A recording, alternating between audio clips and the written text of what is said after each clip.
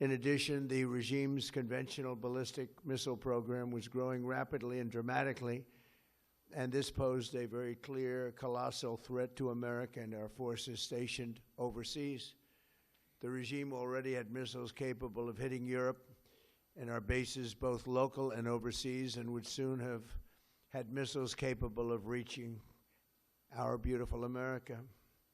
The purpose of this fast-growing missile program was to shield their nuclear weapon development and make it extraordinarily difficult for anyone to stop them from making these highly forbidden by us nuclear weapons. We were the ones that were complaining. We were the ones that wanted it stopped, but everybody was behind us. They just didn't have the courage to say so.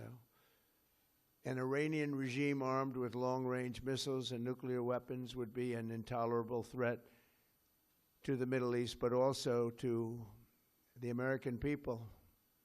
Our country itself would be under threat, and it was very nearly under threat. I was very proud to have knocked out the Iran nuclear deal by President Barack Hussein Obama. That was a horrible, horrible, dangerous document. They would have had nuclear weapons 3 years ago, and they would have used them. But I'll not let that happen.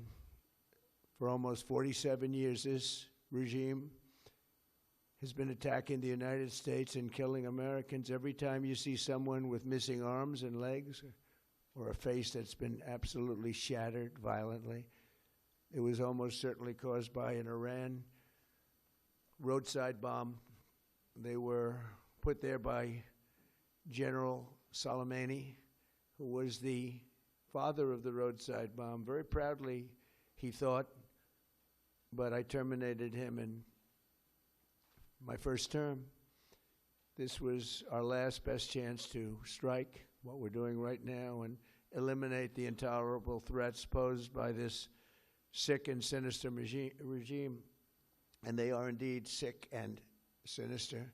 Our objectives are clear. First, we're destroying Iran's missile capabilities, and you see that happening on an hourly basis, and their capacity to produce brand new ones, and pretty good ones they make.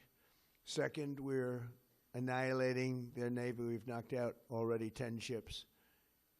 They're at the bottom of the sea. Third, we're ensuring that the world's #1 sponsor of terror can never obtain a nuclear weapon, never going to have a nuclear weapon. I said that from the beginning. They're never going to have a nuclear weapon. They were on the road to getting one legitimately through a deal that was signed foolishly by our country. And finally, we're ensuring that the Iranian regime cannot continue to arm, fund, and direct terrorist armies outside of their borders. And we thought we had a deal, but then they backed out. And they came back, and we thought we had a deal, and they backed out. I said, you can't deal with these people. You've got to do it the right way.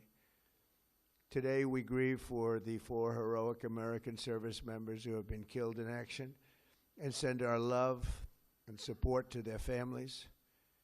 In their memory, we continue this mission with ferocious, unyielding resolve to crush the threat this terrorist regime poses to the American people, and a threat indeed it is.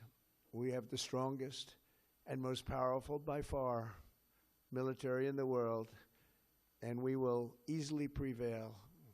We're already substantially ahead of our time projections, but whatever the time is, it's okay. Whatever it takes, we will always, and we have right from the beginning, we projected 4 to 5 weeks, but we have capability to go far longer than that. We'll do it. Whatever somebody said today, they said, oh, well, if the president wants to do it really quickly, after that he'll get bored. I don't get bored.